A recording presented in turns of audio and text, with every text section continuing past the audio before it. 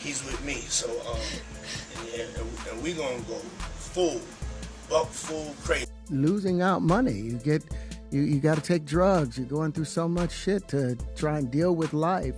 You are literally, it's an unhealthy space. But what if the price isn't just your soul, but your body, your sanity, your manhood? Terrence Howard didn't whisper, he said it loud. Once you give up your man card, you don't get it back. This isn't just another Hollywood scandal. It's a web of manipulation, ritual abuse, and silent suffering. And at the center of it all, Diddy, Terrence Howard, Justin Bieber, and a dark system no one wants to speak about. Bieber looked hollow-eyed and tense walking through New York recently. And people are starting to realize maybe this isn't burnout. Maybe this is the aftermath of something he was never supposed to survive. This is the story they didn't want told.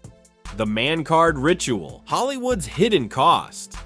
There's a lot of things that people do that end up sitting and they can't get over it. It starts with a favor, a private invite, a friendly meeting, then it turns into something else entirely. Terrence Howard exposed a dark truth in his recent interview. In Hollywood, men are sometimes asked to give up more than their time or talent. He called it the man card ritual, a rite of passage so damaging, so degrading that most never recover. You give up your ability to be a man, Terrence said. You don't get that back. But this isn't just about physical exploitation. This is a ritual, and rituals always have a deeper meaning. According to long-standing conspiracy theories, Hollywood is not just an industry. It's a machine rooted in occult practices, secret societies, symbolism, power games that trace back to ancient orders and esoteric traditions. And the man card ritual is believed by many to be a psychological initiation designed to break men down and rebuild them as controllable assets. The ritual often involves humiliation, submission, and symbolic acts of domination. This is where the phrase "bend the knee" takes on a literal and sinister meaning. Once you participate, willingly or not, you are marked, spiritually compromised, bound by shame, blackmail, and trauma. Some call it Hollywood's version of a Masonic hazing. Others tie it to the infamous Bohemian Grove gatherings, where powerful men allegedly take part in bizarre and deeply symbolic ceremonies. And when Terrence talks about men never being the same, it echoes what former insiders have hinted at for decades, that to rise in Hollywood, you must surrender control, not just to a contract, but to a system, a hidden hand. The cost, identity, autonomy, soul, and those who resist, silenced, ostracized, or worse. From Martin Lawrence's breakdown to Dave Chappelle fleeing to Africa, many now believe these weren't mental health moments. They were cracks in the programming, the price of saying no. Hollywood doesn't like free minds, it likes puppets. And the man card ritual? That's just the first pull on the strings. Diddy's dark playbook, from mentor to monster. You know, it's like you sit in one of those chairs that you get back massages in, and to the public, Diddy was the ultimate mogul, a mentor, a musical genius. But behind the scenes, a different story was unfolding, one drenched in whispers, scandals, and a growing body count of broken stars. From Usher to Bieber, Diddy had a habit of surrounding himself with young male stars. He'd flood them with gifts, promise the world, make them feel special. But when the cameras turned off, things got disturbing. He once bragged about spending 48 hours alone with 15-year-old Justin Bieber. He refused to say what they did. He called it a 15-year-old's dream, but people are now asking, why was it a secret? He promised Justin a Lamborghini, a mansion, all for just being his friend. Was this mentorship or was this grooming? And it wasn't just Bieber. Diddy has been linked to a long string of questionable relationships, bizarre behavior, and disturbing parties. Former collaborators have hinted at private events where the rules were simple: indulge, obey, or disappear. Then came the lawsuits, allegations of trafficking, of abuse, of hidden rooms, and NDA-bound horror stories. In 2023, several women came forward, but it's the silent men, the ones who never spoke out, that people are now starting to question. Terrence Howard didn't name names, but he didn't have to. The dots were already connecting. Diddy didn't just mentor the youth, he allegedly manipulated them into compliance, using wealth, access, and the fear of exile. There were stories of him confronting young artists when they tried to distance themselves, guilt-tripping them, publicly calling them out, keeping them emotionally chained. Diddy once asked Justin why they weren't hanging out anymore in front of cameras, making Bieber visibly uncomfortable. A grown man demanding time from a teenager. It wasn't playful, it was power. And when former stars like Usher and Bieber started spiraling, depression, drugs, mental breakdowns, it all pointed back to the same source. The question isn't just who Diddy mentored, it's how many of them paid the price. The puffy parties, fake or industry right? And it changed my style of playing music. Terrence Howard shared something even darker. He said Diddy invited him over multiple times, not for music, not for acting, but just to hang out. The first time, Diddy sat in silence, staring. The second time, same thing. By the third invite, Howard's assistant had to spell it out. Diddy didn't want coaching, he wanted submission. But these weren't just casual invitations, they were tests. Invitations into a hidden world that only the chosen or the willing could enter. Behind closed doors, Diddy was hosting what many now describe as ritualistic gatherings cloaked as parties. Known by insiders as freak-offs, these weren't your average industry mixers. These were private ceremonies, occult-coded, sexually charged, and drenched in symbolism. Eyewitnesses have hinted at strange masks, secrecy contracts, and disturbing initiation games involving both rising stars and established icons. Phones were confiscated, rooms were locked, and those who entered didn't speak afterward. What made these gatherings darker was the silence they demanded. Attendees were allegedly threatened, blackmailed, or sworn to lifelong NDAs. Those who tried to speak disappeared from the spotlight or spiraled publicly. Some say these events mirrored occult initiation rites, designed to strip attendees of identity and rebuild them in the image of the system. A modern-day Babylonian ritual disguised with champagne and celebrity. And Diddy, he wasn't just attending, he was allegedly conducting them. So was he just another party host? Or was he a high priest in Hollywood's underground religion, where the price of fame is your soul and the first offering is your silence? Justin Bieber's fall. Broken boy, silent screams. Justin Bieber wasn't always this way. He started as a sweet kid with a guitar and a dream, but that dream turned into a nightmare. He was barely 14 when Scooter Braun flew him to LA alone. Then came Usher, then Diddy. The innocence didn't last long. Justin's emotional breakdowns, his drug spirals, his desperate cries for help, they all started around the same time his inner circle changed. In an emotional interview, he said, "If Billie Eilish ever needs me, I'll be there," because he doesn't want her going through what he did.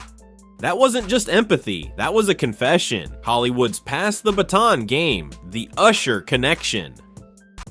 Here's where things turn sinister. Usher once lived with Diddy as a teen. He later admitted it was one of the worst experiences of his life. So why would Usher introduce a 14-year-old Justin to that same man? It looks like a handoff, a quiet initiation, not mentorship, indoctrination. Justin even said Usher was his swagger coach. But behind that harmless title may have been something far darker, a grooming liaison, a transitional handler, someone trusted enough to deliver innocence straight to the wolves. Because when Usher handed Justin off to Diddy, he wasn't just passing him a cosign, he may have been passing him to the machine. Industry insiders have whispered about this for years. The pattern of older stars funneling vulnerable young talent into the hands of powerful gatekeepers. It's been described as Hollywood's dark relay race, each mentor passing the baton, and with it, the next soul to break. And what makes it even more disturbing, Usher has refused to speak openly about his time with Diddy. He's dodged interviews, dismissed questions, but once said he would never let his son go through what he experienced. That one sentence echoes like a silent scream. So why would he let Justin walk that same path? Some believe it wasn't a choice, it was an obligation. That Usher, after enduring his own trauma, became part of the system, a cog in a ritual pipeline, a cycle that doesn't stop. It recruits, it feeds, and in Justin, the system found its next prize. Young, talented, naive, ready to be shaped, Hollywood has a history of silence, and when it speaks, it doesn't shout, it whispers secrets soaked in shame.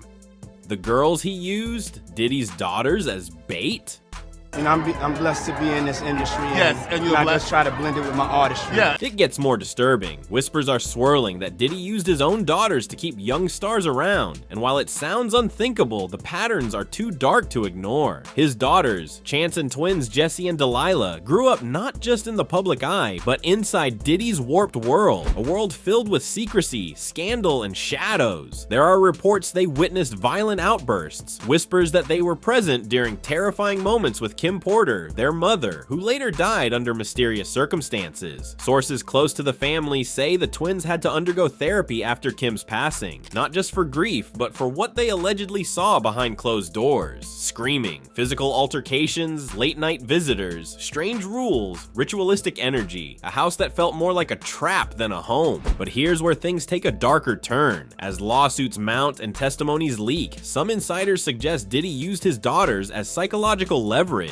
a way to disarm, to manipulate, to bait. Imagine this: a powerful man presents himself as a loving father, surrounded by his beautiful daughters. To a young rising star, this projects safety, normalcy, even admiration. But what if that image was used as a mask to lure them in? Was their presence a calculated move to lower defenses, to humanize a man who behind closed doors was anything but? People are starting to ask the impossible. Were Diddy's daughters used not physically but emotionally as tools in a much larger grooming machine? Were they placed in proximity to the same boys Diddy kept around so often? Did he use their youth and charm to create a sense of family, only to dismantle that trust behind the scenes? It's a disturbing thought, but in the darkest corners of Hollywood, the line between love and leverage has always been blurred. And with Diddy's own sons named in legal documents, it begs the question: how deep does this sickness run through the Combs dynasty? Innocence used as bait, bloodlines turned into bargaining chips. If true, it redefines Diddy, not just as a predator, but as someone willing to sacrifice even family to maintain his grip on power. The idea is terrifying, but with Diddy's history, is it really that far-fetched? The industry's collapse, exposure, lawsuits, and testimonies.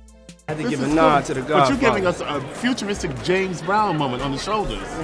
The walls are closing in. Diddy is facing lawsuits, investigations, allegations of trafficking, abuse, and worse. And now there are whispers that Justin Bieber will testify. Terrence Howard has gone on record, so have others. The silence is breaking, the spell is cracking. This isn't just about one man, this is about a system built on silence, powered by fear. Hollywood is no longer hiding, it's crumbling. Mind control and McUltra in modern pop culture. How does this feel? It's fun. I mean, I always love to come out here, you know, show support. They always show support to me, so. What if this is bigger than Diddy? Bigger than Bieber? Some believe Hollywood is just a front for mass psychological manipulation, tied to MK Ultra, tied to ritual trauma, tied to a global agenda that uses celebrity culture as a weapon against consciousness. MK Ultra wasn't a conspiracy, it was a real CIA program designed to manipulate human behavior through trauma, hypnosis, and drugs. And while the project was supposedly shut down decades ago, many believe its methods never ended. They simply got rebranded as pop culture. Justin's erratic behavior, his strange interviews, the vacant stares, the symbolism in his videos, mirrors, checkerboard floors, eyes covered, references to duality, all of it mirrors known occult and MK Ultra programming motifs. Coincidence or coded signals? In this theory, young stars aren't just entertainers, they're programmable assets, raised, groomed, broken, rebuilt, and once they're famous, they become viral weapons, used to influence the masses, especially the youth. Why do so many of them break down publicly? Why do so many of them spiral around the same age? It's not just pressure, it's programming overload. Hollywood, they say, uses trauma as the trigger and fame as the carrot. Once the trauma splits the personality, handlers step in, managers, producers, mentors, many of whom are alleged to be trained manipulators. Symbols aren't just for show, they're part of the control. From Super Bowl performances to music videos, these recurring images create a language that communicates with the subconscious. The real audience isn't watching with their eyes, it's absorbing with their mind. And Justin Bieber may have been one of the earliest Gen Z icons caught in that cycle. Recruited young, broken fast, controlled deeply. If the MK Ultra theory holds any truth, then what we're seeing isn't celebrity gossip. It's the unraveling of a global psychological operation, one star at a time. Puff's real legacy, riches built on ruins. He had the Lamborghini for a day or two, and he had access to the house. Diddy built an empire, but at what cost? He was once seen as a genius, a visionary, but now we see the cracks. From Biggie's mysterious death to Shine's prison sentence, to the boys he surrounded himself with, a trail of broken men follows him, and it always ends the same: silence, scandal, suffering. Was Diddy ever a mogul, or was he just the face of a much darker machine? Conclusion: escaping the spell, Hollywood isn't just a dream factory.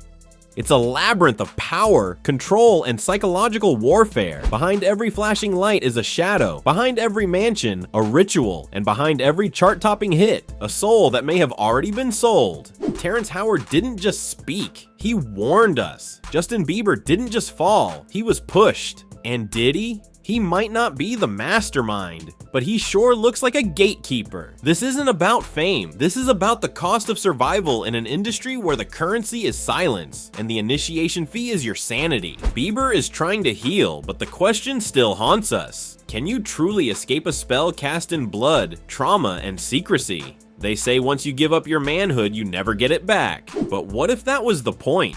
What if breaking them was never a side effect, but the design all along? And if Justin testifies, will he break the chain or trigger a war with forces far more powerful than we imagine? Because here's the truth, this isn't over. The puppets may change, but the puppet masters stay the same. You're watching the system unravel in real time. But the most disturbing part, this was just the beginning.